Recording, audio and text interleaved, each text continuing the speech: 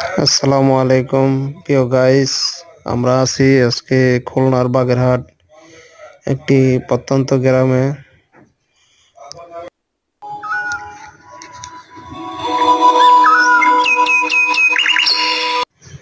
গ্রামের আঁকাবাঁকা মেঠো পথ, সারি সারি গাছপালা।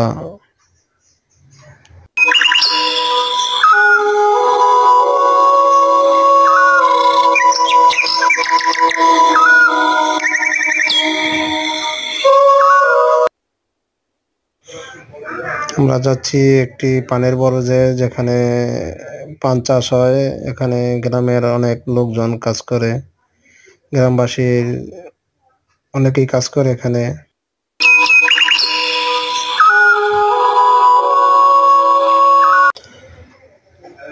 অনেক নিয়ম কানুনের মধ্যে পান চাষ করা হয়। কৃষক তার সন্তানের মতো যত্ন করে এক একটি পানের পাতা সাধারণের জন্য তৈরি করে।